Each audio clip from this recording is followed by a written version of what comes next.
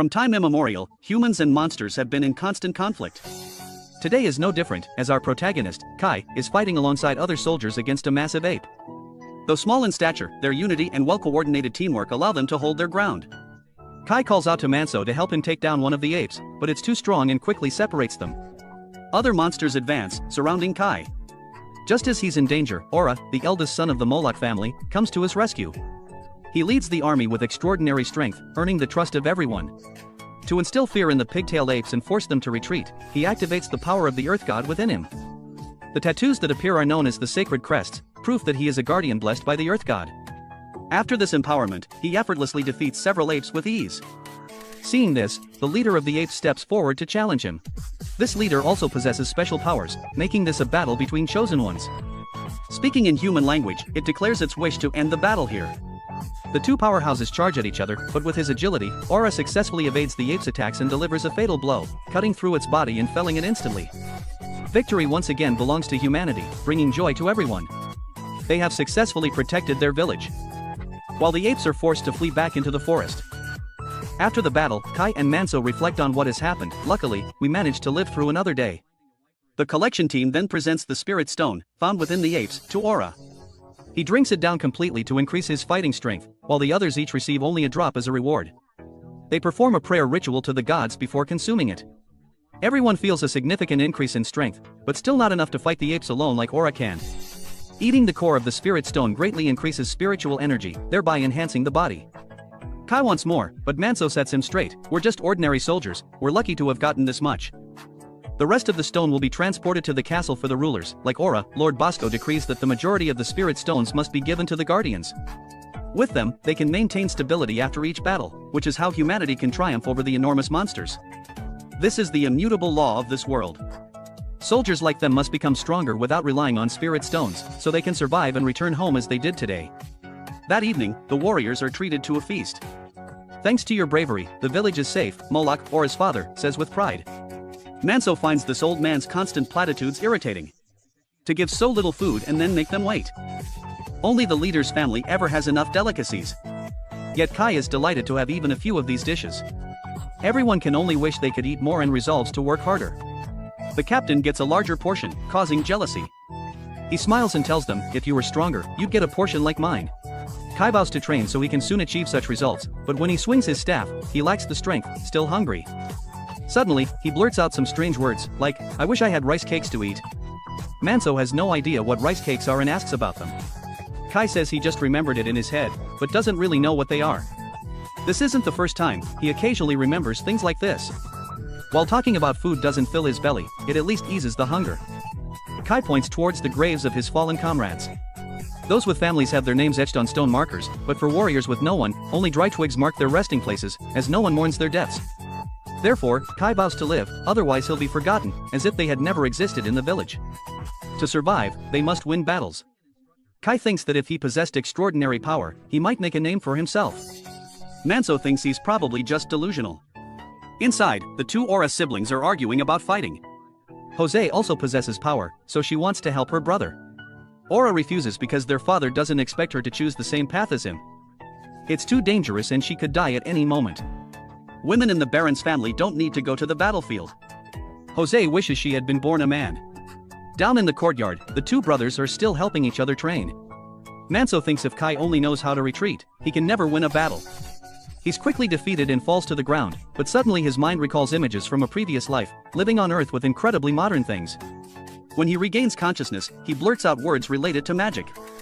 Manso apologizes, thinking he's driven the protagonist crazy.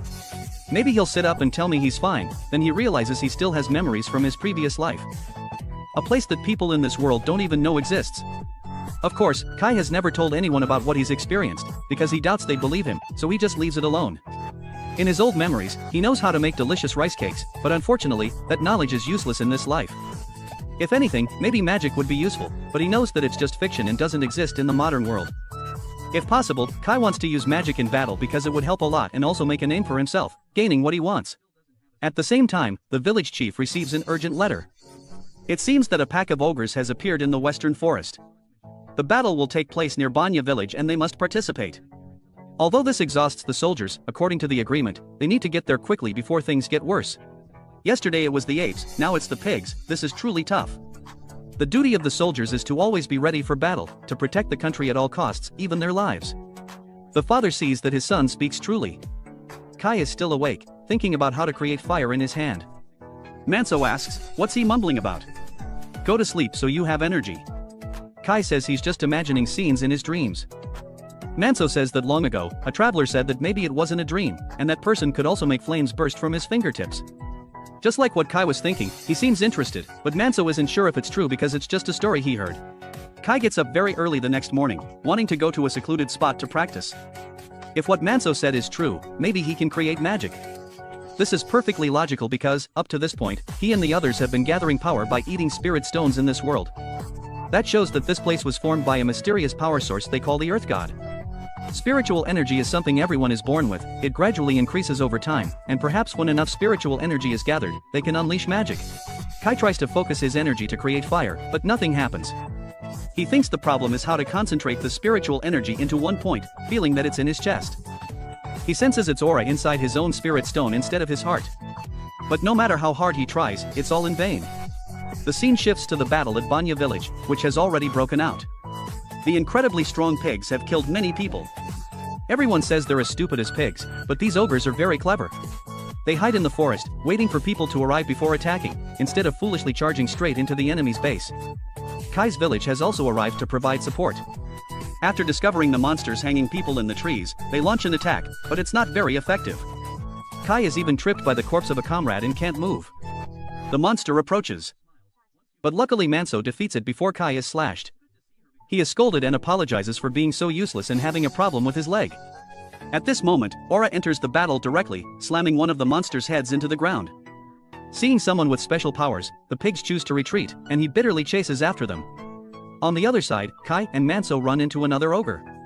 Kai tells Manso to leave him behind, but Manso refuses. Knowing they can't run, the pig slowly approaches to enjoy the hunt. With no other choice, Manso says goodbye. Kai understands and is ready to die, so he doesn't blame him, because if he were in his position, he would do the same. He promises to clean his grave every day to remember him. He thanks him and continues to run in the other direction to help Manso escape. But really, he doesn't want to die at all. In his final moments, he continues to focus his spiritual energy to create magic. The large pig throws a javelin and then attacks. Kai is choked but doesn't want to die and continues to struggle. Suddenly, his finger creates a spark, and he knows he can do it. With his determination, Kai sticks his hand directly into the monster's face, then releases a flame that burns the monster's body, freeing himself. The monster then collapses, and Kai grasps the flame in his hand, becoming a fire fist. Seeing that it's still burning, he frantically tries to put out the fire but immediately collapses due to exhaustion. It seems that casting this magic has cost him all of his spiritual energy. Feeling death approaching, Kai still doesn't give up. He's created fire, so he can extinguish it before his life is completely drained. He imagines a hydroelectric dam and successfully closes it. However, the monster is still alive and drags Kai elsewhere. It seems its eyes are blind, so it's relying on its other senses to move. Knowing he's going to die anyway, Kai continues to struggle, slashing the monster before falling into the abyss. Luck continues to smile on Kai as he, still alive, drifts ashore. However, his spiritual energy is depleted, leaving his body severely weakened. Seeing the dead monster nearby, he struggles to crawl over to take the core from inside. This is the first time he can eat it in peace. After absorbing all the nutrients from the godstone, Kai's condition visibly improves. He goes to a corner and sits, gazing at the sky and earth. The wound on his shoulder is so deep that blood constantly flows out. He figures he won't last long. The only comfort at this moment is perhaps dying in a place with wonderful scenery. Then, he faints, cut back to the village, where everyone is on high alert, fearing an ambush during the night. Manso sits alone, saddened because he was quite fond of the kid. Meanwhile, Kai is bathed in moonlight until dawn. He suddenly wakes up as if nothing had happened, even though yesterday he thought he was on the verge of death. Checking his wound, he sees that it is gradually recovering miraculously and is no longer painful. He thinks it's absurd to eat a godstone and recover overnight. Additionally, he finds the Ponelet stone slab, but doesn't know what it is. The only feeling it brings is that this thing is extremely familiar, as if he's seen it somewhere before. Curious, he intends to use fire magic to burn away the vines, but it explodes with a bang, sending Kai flying. After looking at himself in the water, he sees that he has received the blessing of the god. The divine crest on his face is denser than anyone else's. But the important thing is, he didn't expect himself to be a guardian marked. After examining the stone slab, Kai understands nothing and quickly looks for a way back, not even thinking about whether he is the chosen one or not. Just as he is about to climb up, the mark suddenly activates, causing him to lose control. At first, he thought the rocks here were softening, but it turns out to be the power within him. Moreover, he hears someone's voice urging him to leave quickly. Kai is a little scared and runs up with all his might. As a result, in less than a minute, he can escape the cliff just by running and jumping. Holding the new power in his hand, Kai is extremely surprised. It turns out this is the feeling he has always longed for. It turns out that enhanced physical strength makes everything easier. Sometimes even better than having magic. Kai wonders if this is truly the power from the protection of the god, since he hasn't done anything. The first thing he thinks about is that he will be able to eat more when he carries the guardian mark, but he suddenly feels a little worried about this, so he decides to keep the secret before finding out the reason for possessing the divine crest. At the village, the warriors are burying their comrades. Manso still hasn't found his little brother's body, so he is heartbroken. Just then, he sees him smiling and calling his name, making everyone rejoice. The war is over, and they return to their daily work. But what confuses the guys is that Kai hasn't shown any signs of fatigue since returning, while working several times harder than everyone else. They even have to stop him, otherwise he will till the whole field and there will be no work to do tomorrow. He also looks at himself in the water and is glad that the mark hasn't appeared, otherwise everyone will ask a lot of questions. The guys then talk about the abnormality of their younger brother, asking why he is so strong now. He has no choice but to lie, saying, "I ate my fill of godstone during the battle at Bania village. A bunch of orcs were killed in the forest, and my body was badly injured, so I ate more than a dozen at once, and that's how I gained this power." Hearing this, the team leader doesn't suspect anything, saying that's why he's so strong now. He once heard that some people have become incredibly strong after eating a lot of godstone. No one should have the right to possess so many, but this is a life or death battle, so he lets it go, and even praises his younger brother for seemingly finding the truth of his life. While they are talking, Kai is noticed by a beautiful girl. Elsa is also asked by the girls if she likes anyone, making her shy and go somewhere else. Cut to Lady Jose, who is inspecting the gifts prepared for the upcoming event. Although their land is poor, they can still grow crops like this thanks to the efforts of the Baron and the Earth God within him.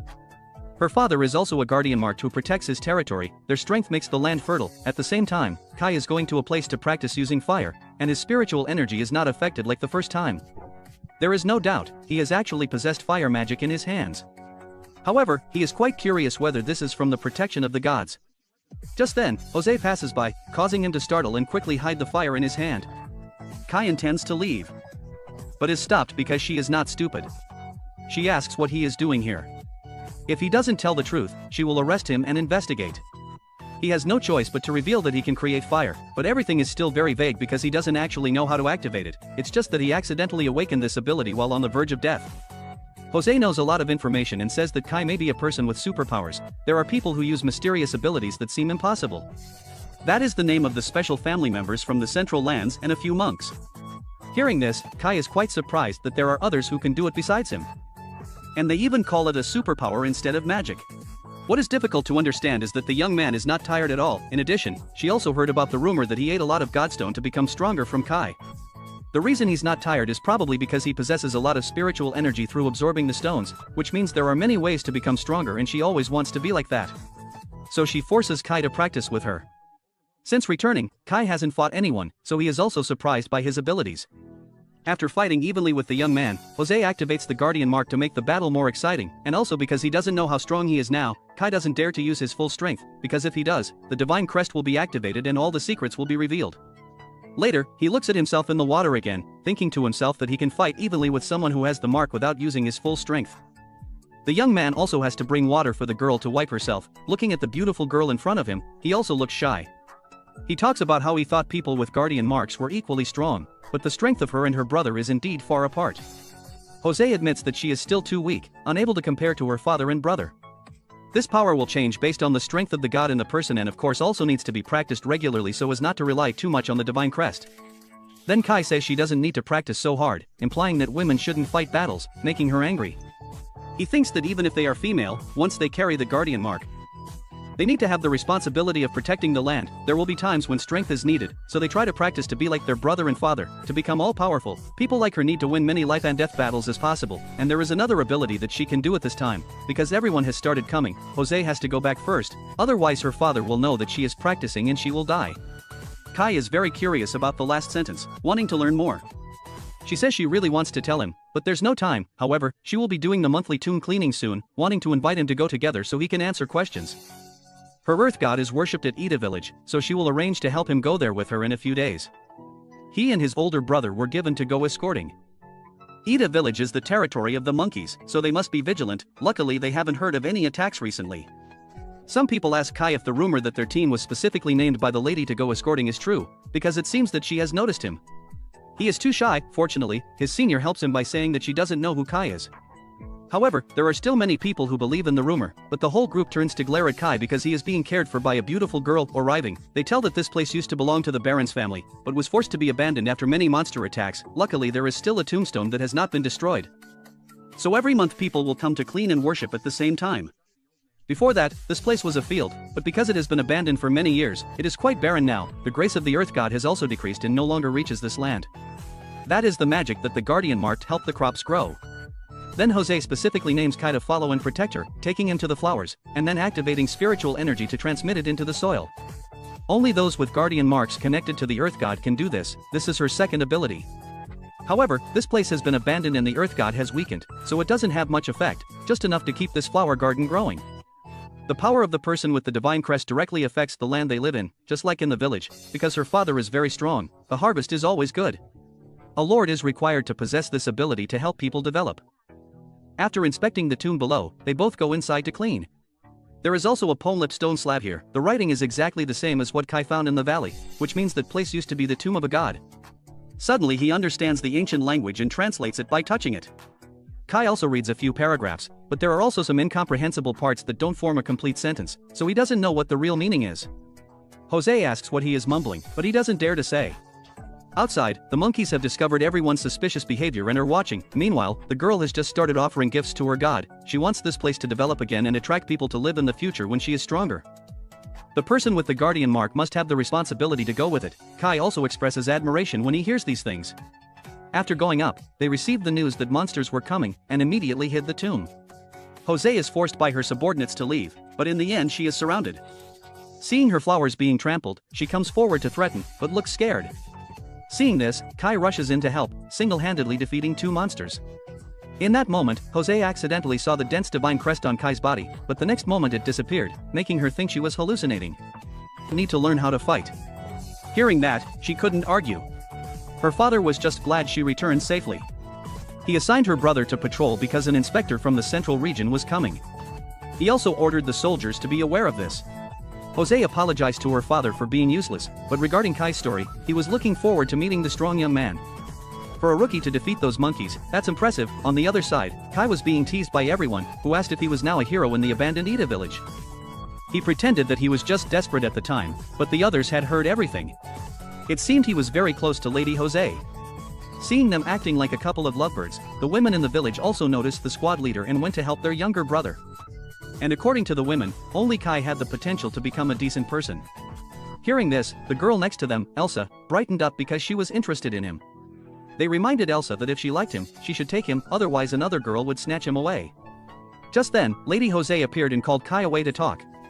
He thought she'd discovered that he possessed the guardian mark, but actually, she wanted to thank him for saving her life in Ida village.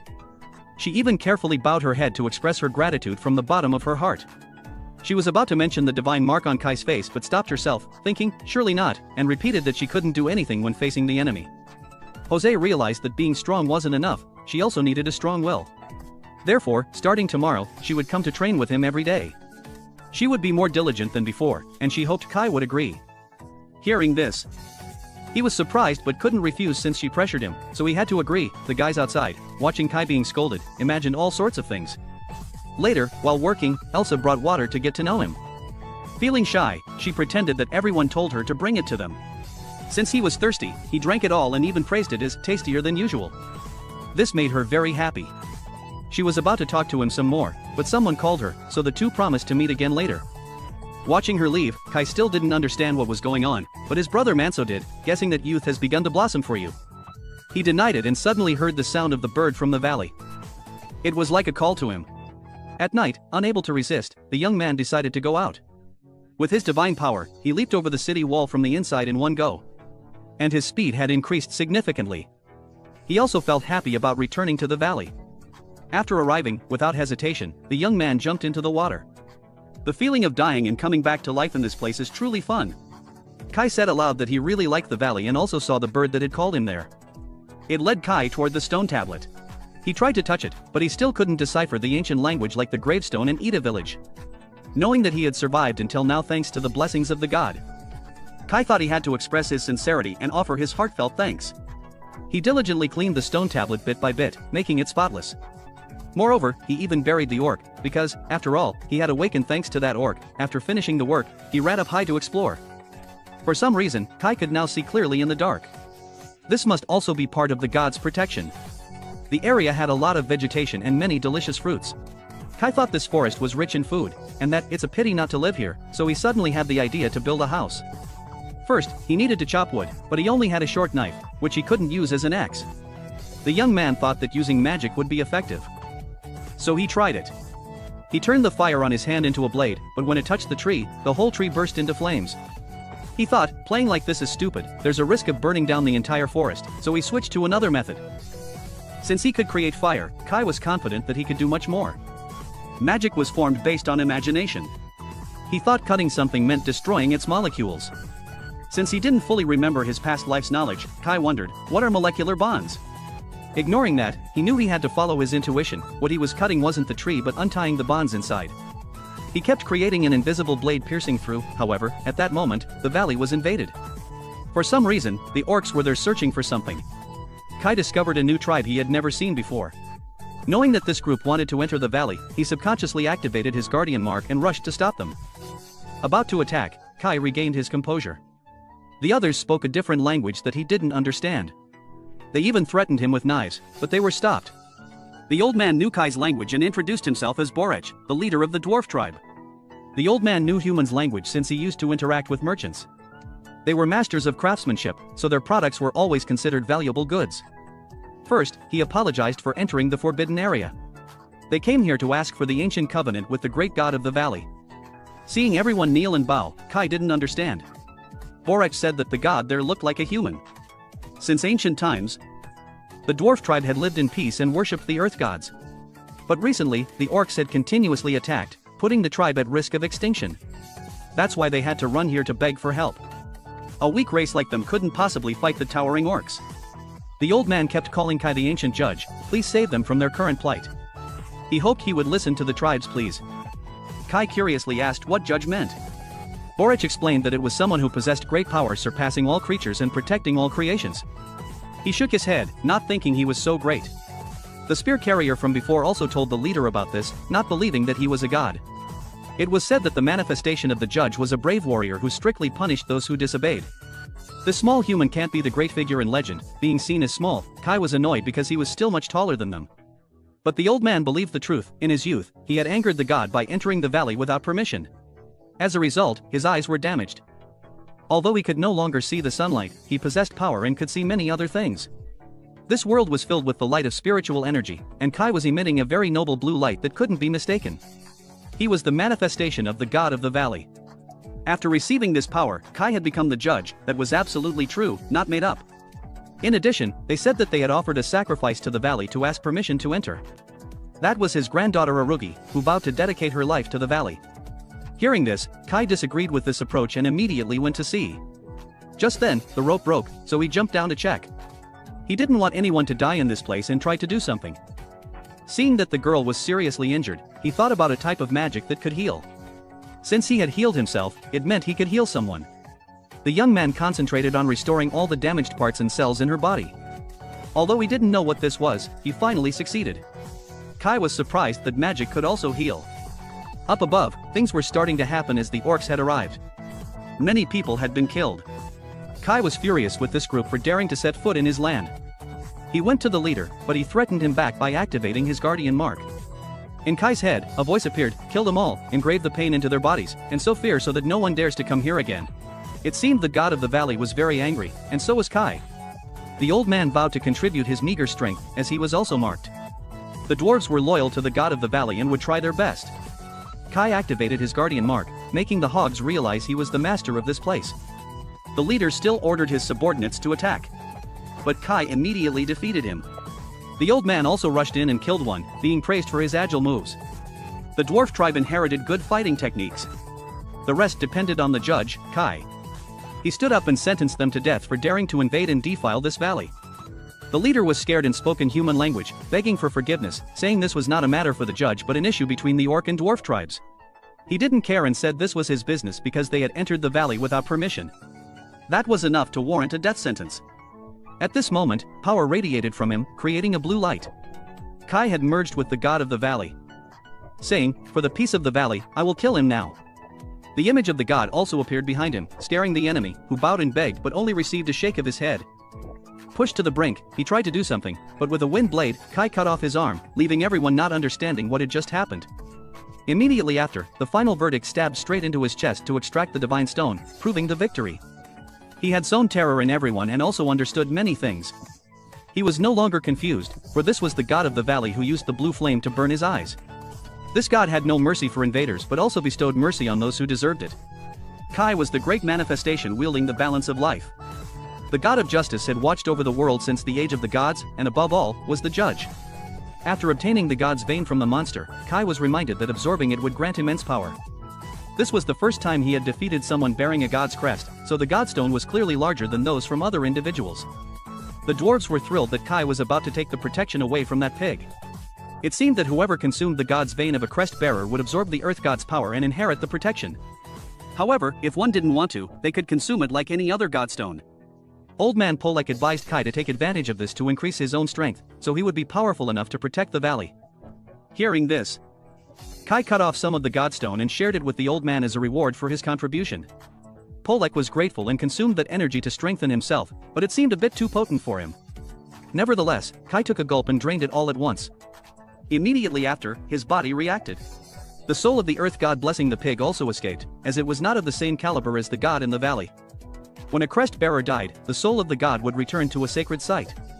More importantly, Kai started feeling discomfort in his chest. It seemed this was the effect of eating the god's vein of a crest bearer. Kai said he was fine and just needed to return to the valley to rest, also asking them to stay away from there. While unconscious, Kai recalled a childhood memory of losing his family and loved ones to monsters.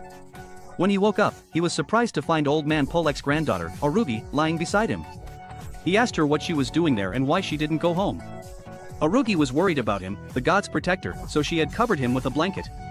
She had already vowed to dedicate herself to the god in the valley, so she only asked that Kai heed the plea of her clansmen. From now on, she would always be there to serve, that was her role. However, Kai didn't want that and advised her to return to her people. Arugi refused, as her grandfather had said that doing so would bring disaster upon everyone. Kai found it annoying and tried to send her back, but she wouldn't listen. He had saved her life, so she would serve the god's protector forever. After arguing for a while, they heard a bird chirping, making Kai realize it was morning. He needed to return to the village, so he advised Arugi to go home. The dwarves were still waiting for him to allow them to live there, as they would surely die if they left. They were willing to dedicate themselves to the god in the valley. Their homeland was being attacked by orcs, so even temporarily, they hoped for a place of refuge in the valley to live. Seeing them all bowing like that, the god judge reluctantly agreed but forbade them from setting foot in the valley.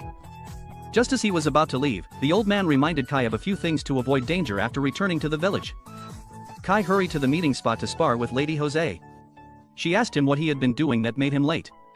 He pretended to say, "I overslept," and then started training. In another development, Baron Vegin went to Manso to ask where Kai was.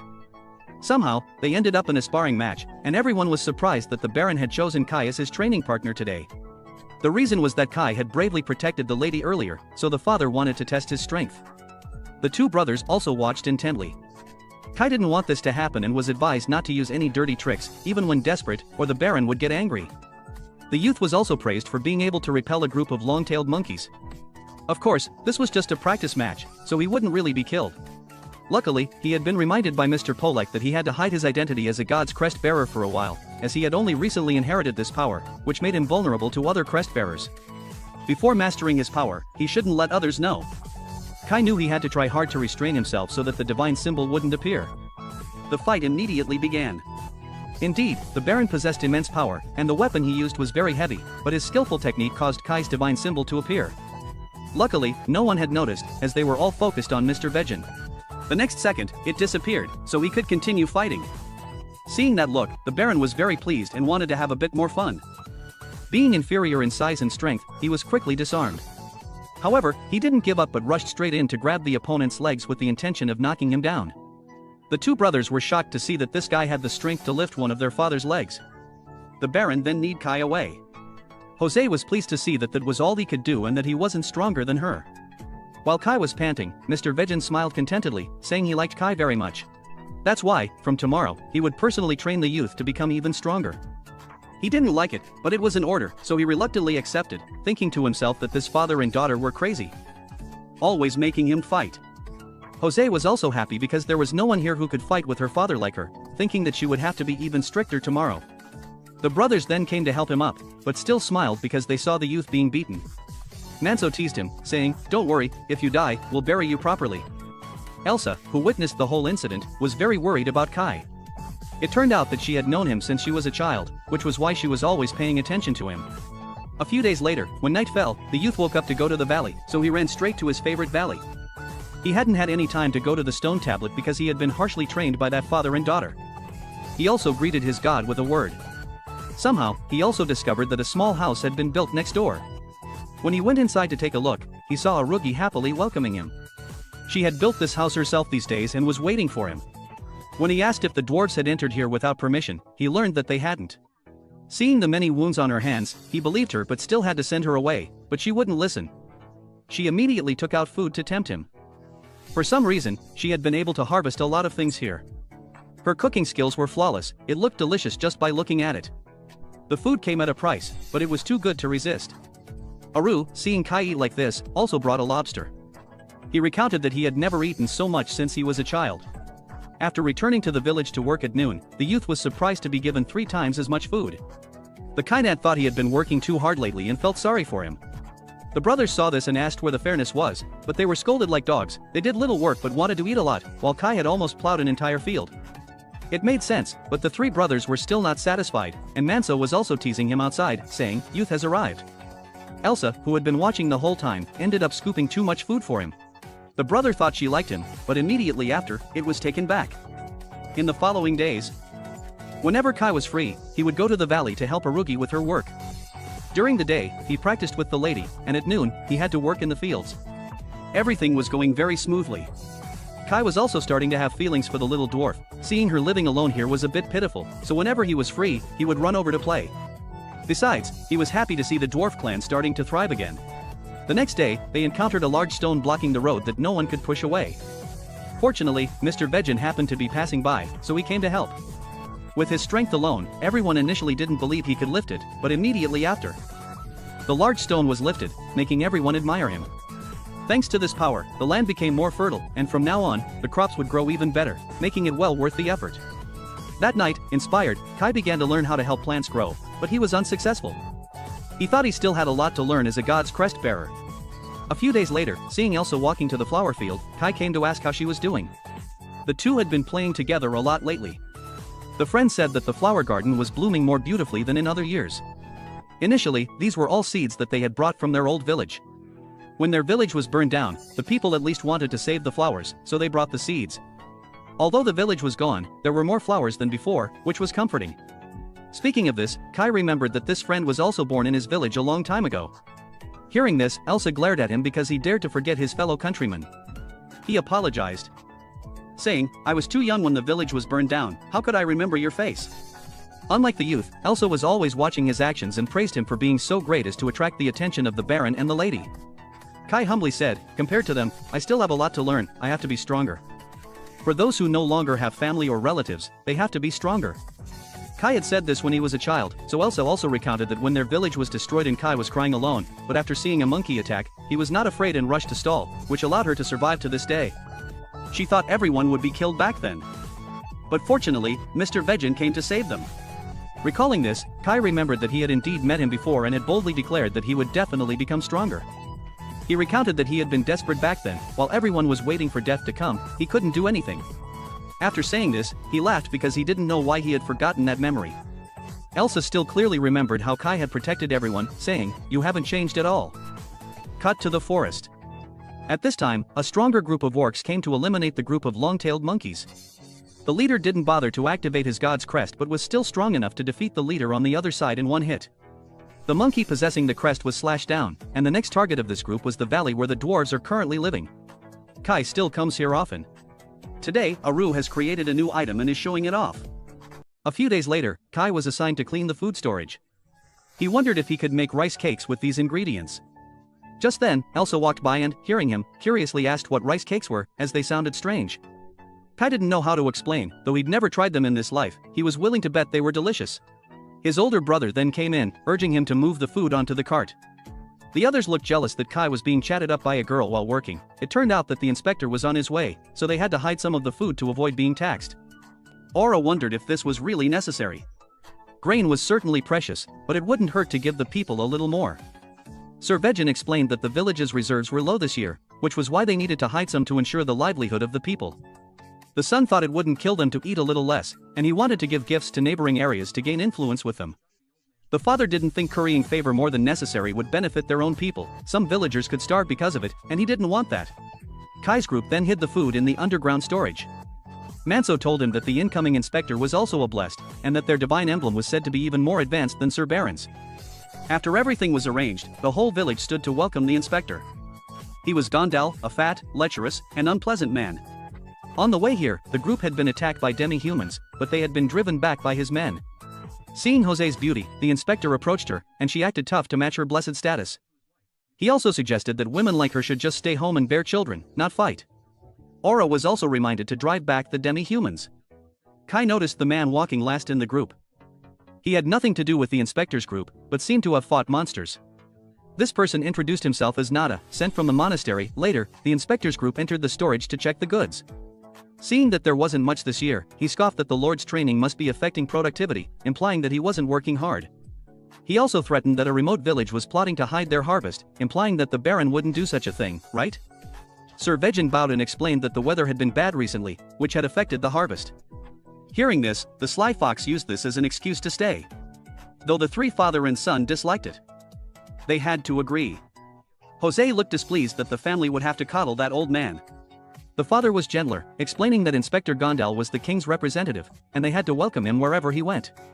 Their village belonged to the unified kingdom, so they couldn't be rude in front of him. Outside, Kai went to see the monk to ask him questions. He was grateful that he was praying for the fallen.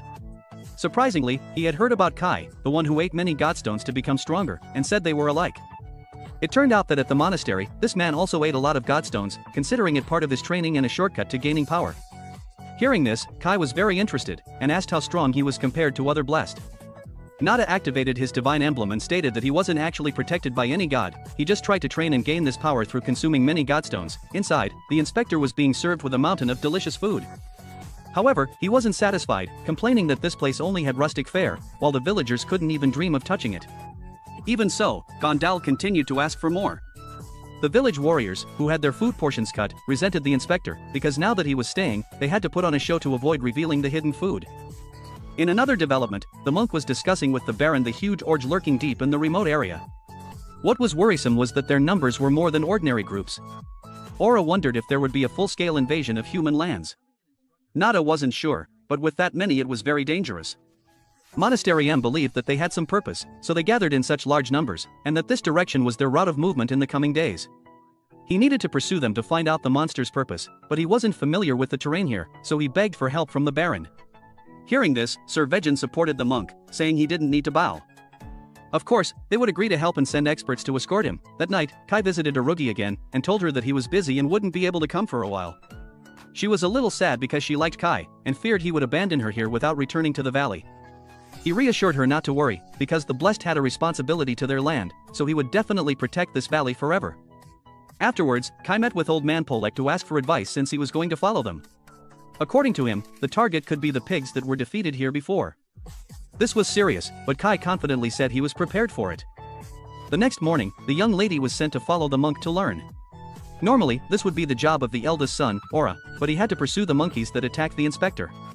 Besides, since Kai was going, the Baron was quite reassured. At this time, the young man was given food by his girlfriend. Though she didn't know how to make rice cakes, Elsa still spent time researching how to make them.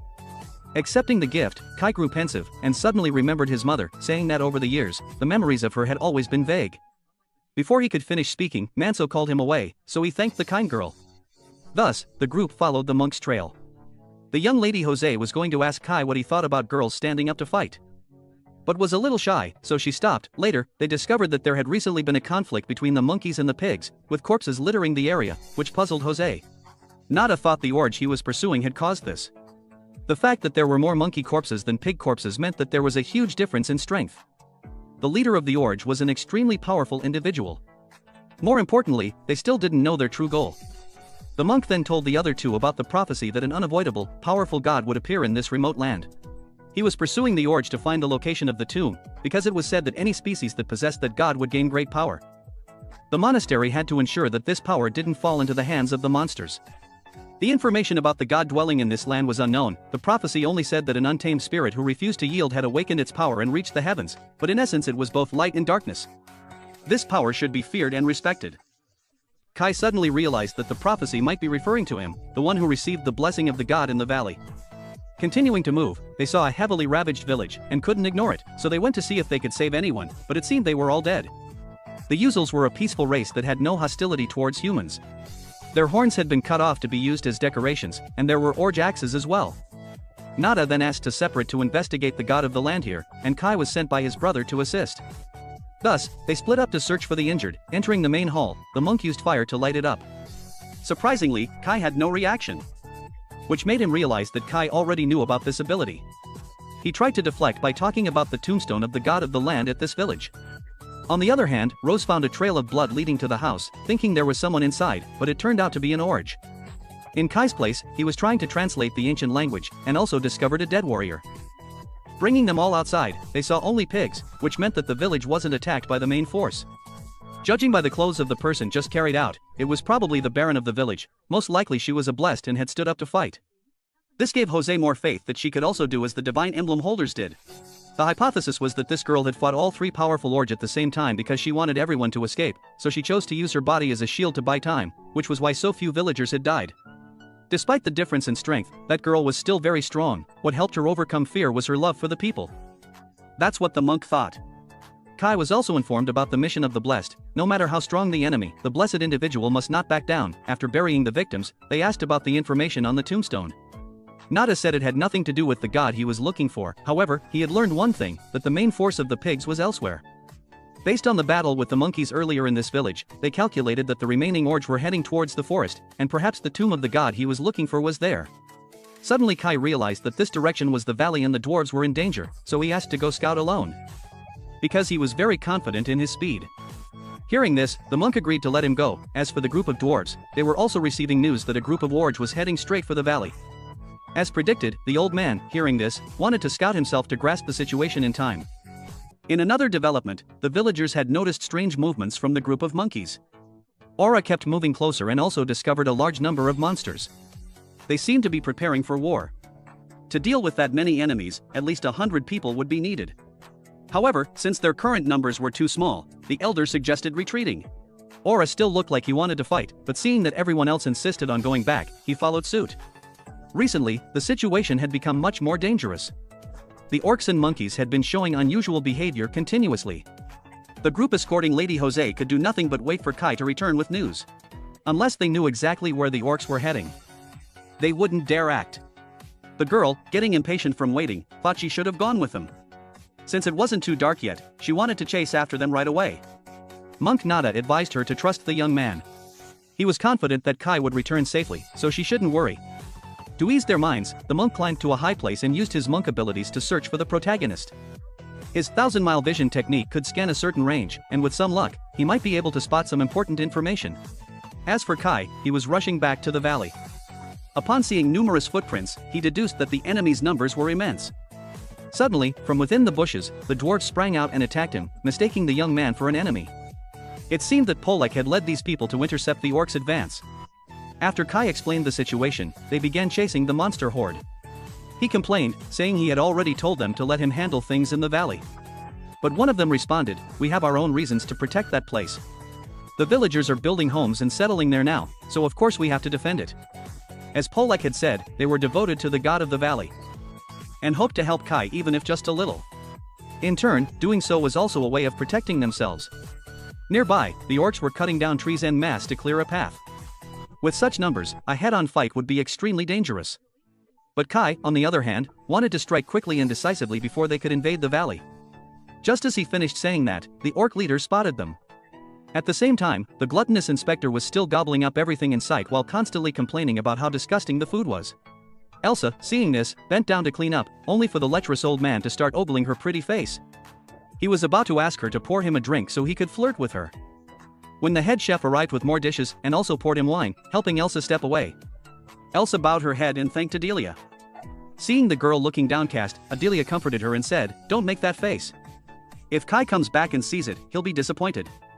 Just then, Aura returned and announced, a war was about to begin. Back at Kai's location, he was currently sparring with the orcs. The ordinary ones couldn't even land a hit on him. With support from several dwarf warriors, Kai grew noticeably more confident. The rest of the orcs, seeing the scene, began to hesitate. Seeing this, the orc leader stepped forward to engage Kai in a one-on-one duel. It was far larger and stronger than the others, at least 100 times more powerful, and even possessed a divine emblem. Judging by the pattern, Polek realized that this might be one of the infamous Ricteros. It was known that there were 6 such ferocious orcs on the continent, each carrying an extremely powerful earth god. Their goal was to make the northern orcs invincible. And so they were called Ricteros. Hearing that, Kai decided to go all out, telling the others to fall back and not interfere with the fight. At the same time, the monk's clairvoyant eye happened to witness the scene and realized that Kai was the one who possessed the god he had been searching for. The enemy didn't attack right away.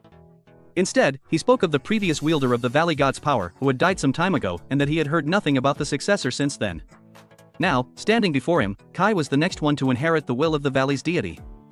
He had to thank the previous orcs for relentlessly pursuing the dwarves. Thanks to that, he was able to find this place. Just as Polek had predicted, the remnants of the orc horde had passed on this information, allowing the new enemy to arrive. The voice within Kai continued to echo, urging him to kill them all.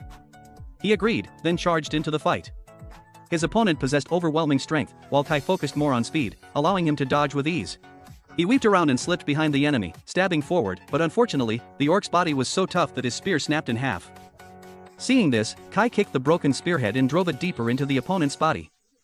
However, this orc was unlike any other. Its wound healed almost instantly, in just a few seconds. Kai was soon captured, unable to do anything. Polek had never encountered anyone bearing a divine emblem who could regenerate at such an incredible rate. Their only hope now was that the enemy wasn't truly immortal. The orc, disappointed that Kai was chosen by the valley god, believed the deity must have greatly declined. He declared he would steal everything from Kai and invade the valley as well. Kai thought of Arugi and the children above. He couldn't bear to lose anything, so he immediately activated his magic. Flames erupted, burning the orc's arm, shocking everyone watching. The monk now understood why the monster hadn't seemed surprised when it saw the flames from Kai earlier. It was true that the magic was powerful. However, it still had many limitations, especially since the enemy fully understood this ability. As a result, in the next exchange, the monster managed to block the attack and prevented Kai from dealing any damage. Kai was blown away and shocked to see that his opponent could resist the flames. It seemed the spirit of the earth god residing within the orc had protected him. For deities who were familiar with the natural laws of this world, such things were even simpler. With sheer indomitable will, they could guard and heal their wounds. Kai was now at a disadvantage, as none of his techniques were working. Back in the village, Elsa and the others were hurriedly harvesting crops. She was deeply worried about the one she loved, hoping that Kai wouldn't run into any trouble. A great battle seemed about to begin, and no one could predict what would happen. At that moment, Kai had been completely overwhelmed by the enemy's defenses. The rice ball Elsa had made for him was flung to the side. Seeing Kai utterly exhausted, the orc didn't immediately kill him. Instead, it approached to stomp him, its gaze fixed on the food his girlfriend had prepared. Kai suddenly remembered that he still had a skill he hadn't used. He picked up the rice balls and pretended to have lost the will to fight, while thinking to himself, I need to surpass the laws of nature to the point where even the earth god within that guy can't protect him. He wondered whether the gods of this world even understood atoms and molecules. At the same time, he activated the wind blade on his arm. The orc, full of confidence, declared he would seize the power of the valley god. Just as he swung his axe down, his arm was suddenly severed, leaving everyone stunned. In pain and rage, the orc charged with his remaining arm, only to be sliced in half by Kai's blade, a strike that defied all known natural laws. Witnessing this scene, the monk finally felt at ease and deactivated his clairvoyant eye, surprised that Kai had wielded a divine power never seen before. Below, everyone sensed an approaching rainstorm and began to worry. Rose suddenly collapsed, sending the crowd into panic and concern. After winning the battle, Kai directly absorbed the opponent's divine stone and drank the sacred emblem dry, erupting with immense power. He forcibly subdued the earth god to claim its strength. With their leader defeated, the orcs were terrified and fled. Soon after, Kai fell into a coma, leaving the dwarf grandpas and grandsons deeply worried. After a period of unconsciousness, Kai finally woke up. He asked what had happened, but they said they were about to ask him the same thing. After eating the god stone, he had suddenly collapsed. Regarding the enemy Kai defeated, that orc definitely possessed a powerful earth god, and after Kai took the god stone, its connection was severed. The light phenomenon surrounding Kai was likely the cry of the absorbed god. After cleaning himself up, Kai asked if anyone had felt an uncomfortable gaze watching them during the battle. His companion had felt it too, but ignored it because the gazer didn't seem hostile. Having taken care of that, the dwarves would return to the valley, and Kai would return to the others. Due to fighting so much, the young man's stomach was growling. Fortunately, he still had some of Elsa's rice cakes, so he took them out to eat. After finishing up, the main character returned and learned that Rose had fallen into a coma. After seeing the wound on her leg, Kai asked the monk Nada if he recognized it, and wanted to know what he had learned from the orc army. He pretended that after approaching the orc army, they had already been defeated by someone, and the armored figure was there with the dead leader, probably for that reason the other ran in fear. So the situation was, he said, that they need to bring the young lady back to get treat right away. That was their most immediate thing, so Nada didn't ask any more questions. Along the way, he reminded the young man to be careful of the blood on him. And after returning to the village, they were shocked to see the scene of utter devastation. It seemed that they had just endured an attack from the monkey horde. To be safe, Kai scouted ahead to see what the situation inside was like. Many had lost their lives in this monster uprising. The main character ran up and asked Uncle Bosco what had happened, and learned that the entire village had been targeted by the monkeys in vast numbers. Luckily, they had Lord Vegin on their side, so the situation had been salvaged, though as Kai could see, the damage was enormous. The monkeys were experts at throwing stones, so the villagers had all been evacuated to the castle. Kai hurried off to find his friend. He called out Elsa's name and was relieved to hear her answer. Thankfully she wasn't hurt. She was also very worried about Kai. Afterward, Lord Vegin seemed unsurprised to find his daughter in a coma. It turned out that Aura had suffered a similar condition already. The monk said that these symptoms were caused by the monkeys. After checking on Aura, he was no better off than Rose. Scouts had determined that the monkey forces had grown in number and appeared to be preparing for another attack. Kai sat in the village, looking disheartened, because he hadn't expected the damage to be so extensive. Elsa mentioned that she, her mother and her younger sister had managed to evacuate here just in time. Though scared, she felt safe whenever she thought of Kai's face. Kai thanked her, saying that he had won thanks to the food she had made. Before they could confide in each other, Manso arrived with a message that Lord Vegin wanted to see him. Inside, the young man continued to conceal the fact that he had defeated all the orcs. Now, the only threat was the monkey horde. To change the tide, they needed to cleanse the curse from the two individuals bearing the mark of protection. The monk, Nada, said it was the result of a curse placed on the gravestones of the gods they possessed. The clever monkeys were using this method to neutralize the strongest warriors on our side. Not only that, but they were about to launch another attack. Therefore, before that happened, Lord Vegin wanted to ask Kai and the monk to lift the curse from Rose, trusting in Kai's strength. Nada had no objections. The location was the abandoned village that Kai and Jose had cleaned previously, and the gravestone of the god Rose possessed was not far from there. The survival of the village depended on this mission, so Lord Vegin was relying entirely on Kai. From now on, it would be a race against time. As the young man headed downstairs, he overheard the sound of the old monk, Gandal, playing around. Kai wondered if this person also carried the mark of protection, and if he could possibly be of any help. The monk hoped so, but that was likely very difficult. The two agreed to meet at the north gate to prepare. Taking the opportunity, Kai hurried off to find his friend, praising her delicious rice cakes. He said he wanted to eat more, but he had a mission now. He told her to be careful and promised he would be back soon. He also promised that when everything was over, he'd take her to a special place. The two held hands for a moment and then reluctantly parted ways. After arriving at the meeting point, Kai saw the bag of tools and knew they were the implements needed to break the curse. Monk Nada asked Kai if he had gone to see anyone just now, but the young man kept it a secret. For Nada, beyond this gate lay the worldly life he had abandoned. He was the son of an impoverished nobleman. Although he had studied diligently in order to inherit his family's god, in the end, he received nothing. Since he no longer belonged there, Nada had come to the monastery to train every day. Seeing this life overflowing with love and affection, they had to try even harder to protect it. First they went to the village where Aura's earth god was worshipped. He was a skilled warrior and needed to recover as soon as possible. According to their observations, there were a few monkey soldiers guarding the perimeter. To get a clearer picture, his companion activated his heavenly eyes. The familiar sensation made Kai realize something. This was a secret technique that he learned at the monastery, which was very useful because it allowed him to see everything, regardless of the distance. After confirming that there were only 5 monkeys, they acted. Quickly approaching Kai charged into the fray, easily defeating 3. As he was about to finish off the rest, the monk took care of it, also discovering the dense god mark on Kai's face. He had unwittingly activated it without realizing it. The other man then bowed deeply and reintroduced himself. I am Nada, a truth seeker sent by the monastery to search for the truth about the gods. He hoped that Kai would use the power of the wild god in his body for the benefit of a unified kingdom of mankind. Kai, not wanting that task, urged Nada to quickly lift the curse from Aura before the monkey horde arrived. While cleansing with holy water, he explained that the unified kingdom needed a new and powerful god like him. Kai realized that he had been brought here specifically to discuss this matter. Nada bluntly stated that the kingdom was weakening year by year, and Lord Gandal was a prime example of this. Although he possessed the god's mark, he indulged in the extravagance bestowed upon him by the king. As a result, the power of the gods supporting the king had seriously diminished.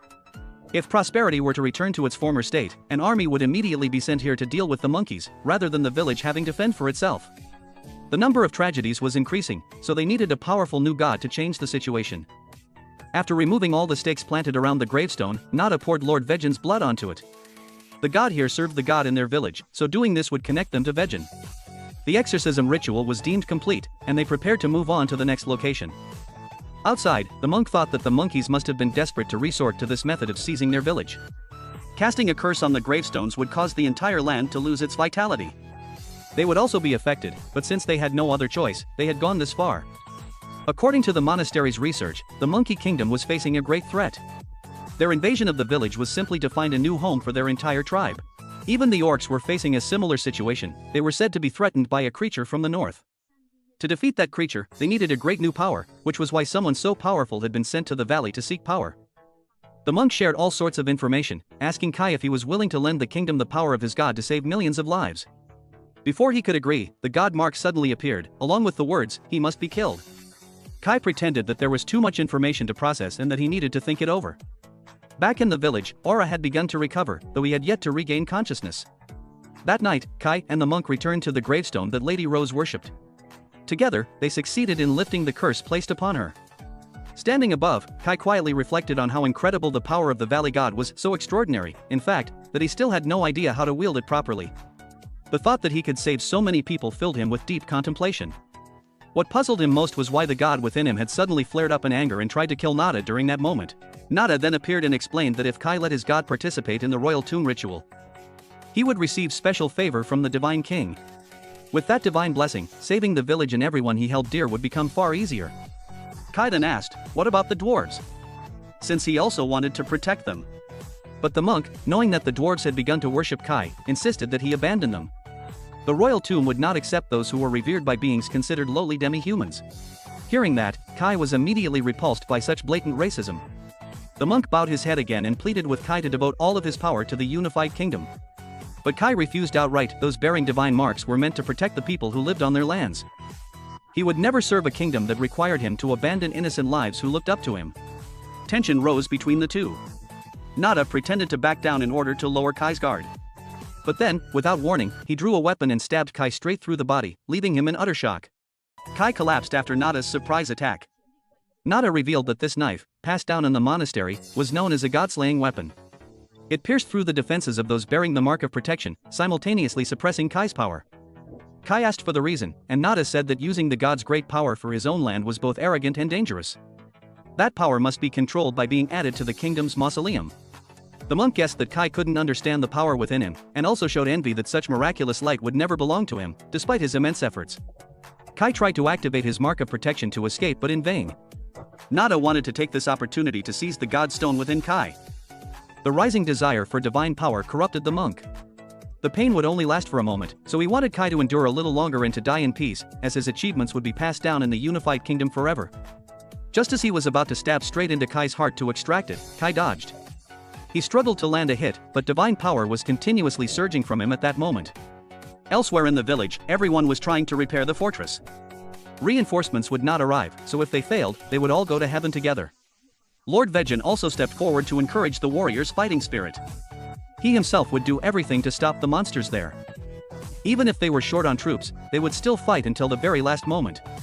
They would protect the village with their own hands until they could no longer hold weapons. Inside, the injured were being carefully attended to. Elsa's mother was also among them. Luckily, her life was not in danger. The two sisters were instructed to run to safety immediately if fighting began. Returning to Kai, he was being made to understand that his death would be useful and save many people. He did not deny that. However, he still needed to protect the valley and everyone in it. He resolved to draw his knife and fight back, saying, "You wouldn't understand. Because I was granted the gods' power to protect this land." As both sides prepared to engage, a third force appeared. At the same time, their village was under a full-scale attack. Everyone tried to hold shields against the large stones thrown by the monkey horde. This was a battle to the death, only one side was allowed to survive. Lord Vegin also joined the battle to protect his people. He wanted the monkeys to see the power of their village. The leading monkey on the other side, hearing this, continued to order firestones to be thrown. The new enemy that appeared where Kai was incredibly powerful, strong enough to fight on par with Nada. What's more, these weren't just one bearing a mark, all of them possessed divine emblems, making the battle intense. They spoke human language, calling them the ones who broke the curse, saying, "No one can survive and return." The other two were very surprised to learn that these were the ones who had cursed Lady Jose and Aura. So the enemy side was strong enough to possess so many bearing marks of protection. The wounds on Kai's body gradually healed. He swore he would make them pay for what they had done. After realizing the young man was also the chosen one of them lunged directly to attack but was dodged by Kai. The other two combined their strength and successfully threw him far away. The wound on his back was still throbbing, reducing Kai's mobility.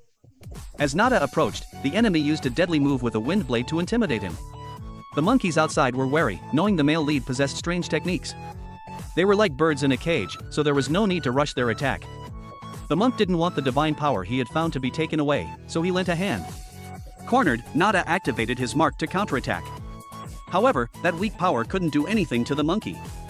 Seeing the danger, Kai rushed in to help, even though he had been stabbed by that guy earlier. Seeing this, Nada, for a moment, stood by Kai's side and used fire to drive away the monkeys. After several large explosions, both managed to escape to another spot. The monk also asked Kai what he was thinking, going to save someone who had tried to kill him. He said he didn't know, his body just moved on its own. Hearing that, he guessed why the valley god had bestowed such great power upon him. Outside, the monkeys were still hunting and killing everywhere. If they faced the three god-marked foes alone, they would surely die. The monk requested cooperation. Knowing he was at a disadvantage, Kai agreed. Nada seemed to have given up on seizing the god stone, telling Kai to follow his instructions if he wanted to live. After discussing the plan, both sides agreed to settle their differences after everything was over. Nada didn't want to die right now. Wanting to know how far Kai's abilities would develop, they split up to trick the monkeys. Kai was responsible for luring them. The opponents were very clever, splitting into many different directions to cause trouble. Not only that, but they also knew how to use words to provoke. Nada was on one side, using his heavenly eye to support himself. Following the instructions, Kai successfully countered one that intended to stab him stealthily. To their surprise, the other two also had to retreat, wondering why he could predict that move. Observing from above, the monk's eye saw everything and continued to give instructions. Thanks to this, when another one rushed from the right, he was prepared and successfully lightly deflected its head. Kai's invisible wind blade was an advantage, coupled with reminders from an experienced person, they formed a formidable duo for any opponent. Very quickly, Kai eliminated the second one, so Nada also rushed out. He didn't expect the power of the god within the male lead to be so great. The remaining one, annoyed, no longer aimed at him but stabbed the monk. He successfully stopped it, but unfortunately, this one was very strong, and the staff couldn't pierce through. On the contrary, Nada was the one who suffered fatal damage. Seeing this, Kai rushed to help, successfully slicing the enemy in half. He was praised for doing very well. The moment the three monkeys died was also when Aura woke up. He completely didn't remember what had happened to him. Outside, loud explosions continuously echoed. Knowing it was the monkeys, he also wanted to join the fight but was advised to rest a little longer. Aura refused, demanding clothes and a sword to teach those monkeys the might of the Moloch house. Where Kai was, he also tried to save Nada by letting him absorb the god stones of the three monkeys. Unfortunately, the stone inside him was severely damaged and could no longer be salvaged. His vision was fading, and his mind was becoming hazy, so it was highly likely his journey would end here. Hearing that, the young man tried to use healing magic to treat him. Seeing this, Nada was very shocked, asking where he had learned this. The important thing was that the wound didn't heal. Nada was quite happy to witness yet another miracle from Kai. Thinking the Valley God had bestowed upon him a power beyond human standards and reach. Thanks to this, Kai could use it to control fate. In his final moments, Nada admitted his foolishness. At least he had witnessed the power he had always wanted to see from Kai. He also wished Kai could find peace for himself later on. Having said that, the monk closed his eyes and passed away, making Kai a little sad. Along with that sadness, a heavy rain continuously poured down. In the village, Jose finally woke up. She knew a big battle was happening, so she tried to help her father and brother. A message from Vegin was also conveyed to her. That was, if necessary, she should flee the village and find a way to survive. His saying that meant the outcome of this battle was still unknown. Vegin didn't want Jose to fight. This made her very sad because in the end, she still wasn't recognized. After all, she was just a woman. Going outside, she saw many seriously injured people, and the young lady allowed everyone to freely use her father's room for rest. The Moloch family would fulfill their duty of repelling the demi-humans, so they could rest assured. A few soldiers went to the fat man's room but didn't find him. They thought he would step up to help fight, but there was no way that would happen. Gandal and his subordinates wanted to escape from this place, believing they couldn't hold out much longer. Above, Elsa, undeterred by danger, brought food and drinks to the warriors. Although it wasn't delicious, they were extremely grateful. After going down and seeing Gandal trying to open the back door, they began to worry. He wanted to return to the capital immediately. A soldier went down to stop him because this door was very important and not allowed to be opened. As soon as he finished speaking, Gandal directly stabbed the soldier. He even took Elsa hostage to force everyone to retreat. When asked why he did that, he said he didn't care about a remote village. Even if they were all wiped out, it wouldn't matter. With that, he cut the rope, causing the gate to open and creating an opportunity for the enemy to enter. Mansoa was furious that wretched Gandal had opened the gate and even taken someone from their side hostage. The situation became extremely dire as the village's defensive advantage was gone. The monkeys, having gained the advantage, immediately flooded into the village. Our side's warriors also mustered their spirits, fighting back to the death. Lord Vegin was also present, protecting his people. With his abilities, he could defeat several without even activating his mark. Lord Vegin ordered a few people to provide support from behind, while he himself handled the front. This defensive line absolutely had to hold, otherwise, ordinary villagers would be in danger. After seeing the divine emblem on the large man, a few monkeys grew fearful and dared not act recklessly anymore. Kai, meanwhile, was outside, running at full speed back to the village. He knew that with the current forces, if he didn't hurry, everyone would die. The situation was currently very tense. Our side strategist determined that allowing Lord Vegin to fight at the main gate was a bad idea. The enemy wanted to hunt for the divine stone within him. At the same time, Inspector Gandal's carriage had traveled a great distance.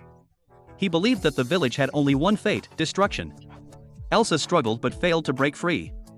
Gandal said that it was thanks to him that she had escaped death. As he was about to touch her delicate body, he was kicked. After defeating countless enemies, Lord Vegin received further assistance from Manso's group. They had drawn red marks on their faces, pretending to also possess divine emblems. The monkeys, seeing this, were quite intimidated, not expecting so many people here to possess such marks. Taking advantage of the enemy's apparent fear, everyone charged forward simultaneously. The remaining people went to block the monkeys outside and close the gate. Unfortunately, the monsters continuously threw stones to break through the gate. The situation was spiraling out of control, so the strategist asked Lord Vegin to leave. As long as he lives, this land will have a chance to revive once more.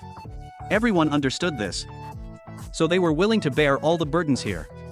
Just in time, Kai returned, but before him were hordes of weapon-wielding monsters. Both sides spotted each other and immediately lunged into a chaotic battle. Inside, Lord Vegin still couldn't decide whether to leave or stay. Right here, the warriors and the people inside are all citizens of Moloch, so he couldn't run away. Instead, he wanted to ask a few people there to take care of Aura and Rose, while he himself would fight to preserve hope for his two children. They both possess marks and cannot fall into enemy hands. To reassure them, he promised that if the situation became untenable, he would find a way to escape. The wooden gate was now shattered. The enemy once again poured in, searching for the mark bearers. Immediately after, the entire horde incurred the wrath of the Baron. They sent a monkey that also possessed a divine emblem to challenge him. Standing from a distance, Aura still couldn't move, his curse seemed heavier than Rose's. Also a warrior, he wanted to fight with all his might, asking his two loyal subordinates to return to the castle, while he would take care of everything else. Now is the time for the central plane to witness their resilience. Inside the armory, Rose had also decided to take the spear that suited her best. Everyone saw Lord Aura's presence as a source of renewed strength. Everyone thought he had fully recovered and was very happy. With two outstanding individuals possessing divine emblems, their village had a chance to repel the monster horde. The father realized his son hadn't fully recovered and ordered a few people to assist. Aura's opponent was also a monster bearing a mark. Just when they thought it was over, Jose, his younger sister, appeared to block the blow. Rose activated her mark, repelling the opponent, saying she would protect the village. After that exchange, Rose's arm felt like it was shattering. But her tenacious will remained. She discarded her shield and directly charged into a bloodbath. With her speed, Rose gained the upper hand, and immediately after, successfully cut down the first mark-bearing opponent. Manso, seeing this, encouraged the brothers to fight. Under the leadership of the young lady and Lord Aura, they pushed back the enemy, and gradually the village began to regain the advantage. The Baron also delivered a decisive blow when he saw his two children were fine, inwardly apologizing for underestimating his daughter because she was a woman. That monkey was still alive, saying that even with a few more mark bearers, nothing would change, as there were many more of its kind outside. However, at this moment, the entire horde was surrounded by Kai alone, unable to enter the village any further. The onlookers still didn't understand what was happening, only hearing very loud fighting outside. As soon as he saw the familiar figure, the Baron threw his weapon to Kai to use. He had been trained extensively before, so he was familiar with this type of club. He single-handedly charged in, scattering the enemy forces. The leading monkey, seeing the divine emblem on Kai's face, knew who he was. His close friends in the village couldn't believe that the weak younger brother they knew could fight against so many monsters, as if he were a true mark-bearer. Kai became the main force, changing the tide of the battle. The remnants of the monkeys inside the village had also been dealt with. The monkeys were extremely frustrated, one bearing a mark charged straight at the main character. It ended up with a punch-through head in just one blow. The leader on the other side, seeing this, ordered a temporary retreat to preserve their forces. Their village had achieved an unbelievable victory. Aura inside also asked his subordinate if he had fought well. She confirmed that he had done very well, making the young man quite happy. However, he also knew that it was Kai who saved their village, not him. The young man went inside, pretending to wipe his face like the others, so they would think he had only drawn the divine emblem to scare the monkeys. Rose praised him for fighting so well, saying he didn't need such tricks. The Baron then came to ask about the monk. Kai frankly stated that he had been killed. They had faced 3 extremely powerful mark-bearing monkeys.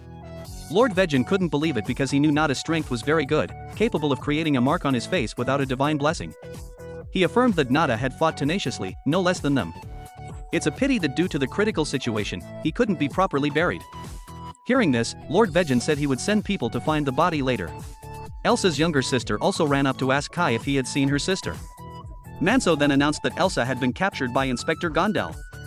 Hearing this, without hesitation, Kai immediately ran to find her. The carriage had already traveled a great distance, but there was still a long way to go before reaching the capital. Taking this opportunity, Gandal pushed Elsa down, intending to have some fun. But just a second later, he sensed someone with incredible speed approaching. With his divine emblem, he detected Kai. As he was about to shoot Kai with his bow and arrow, Elsa inside struggled to stop him. The horses, sensing Kai's anger, tried to break free, causing the carriage to lose control. This allowed Kai to reach his friend. However, the scoundrel Gandal stabbed Elsa with a knife, endangering her life. He pulled her out and tried to heal her. Unfortunately, this method was ineffective as the cells in her body were dying. Gandal painfully stood up and quickly healed his wound. Knowing that Kai was from the village, he immediately threatened him. He didn't care who lived or died and even blamed Kai for scaring the horses away, which led to this incident. Gandal continuously used cunning words to escape blame. Kai was furious with this guy and immediately pinned him down. He claimed that those with the power of the gods would kill the weak, that was how this world operated, and only nobles deserved to possess divine emblems. Someone like Kai will lose himself and cause even more deaths. Kai didn't care, he directly reached out and pulled out the divine stone from this guy. The young man thought he could use it to give to Elsa to drink, which might save her life. The girl, gradually losing consciousness, also apologized to her loved one for not being able to be together anymore. Kai promised to do everything to save her life, and then they would be together. Elsa obediently drank the divine stone from the mark bearer. Unfortunately, it had no effect whatsoever, on the contrary, it caused her more pain. Lacking knowledge, Kai tried to take Elsa to the dwarf tribe to ask for the reason. Along the way, he didn't notice that he was being followed by monkeys. Old man Polek, after learning that Kai had given his friend the other guy's divine stone, understood the problem.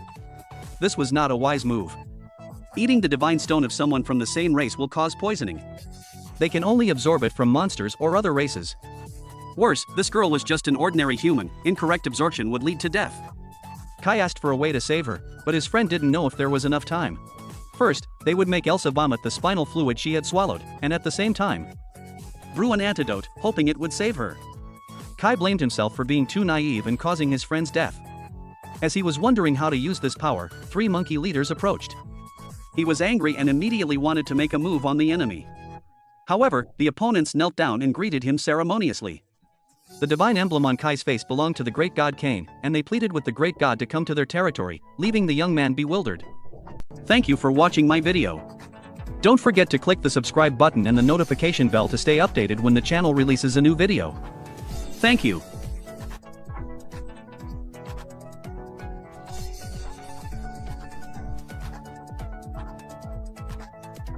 Thank you for watching my video. Don't forget to click the subscribe button and the notification bell to stay updated when the channel releases a new video. Thank you.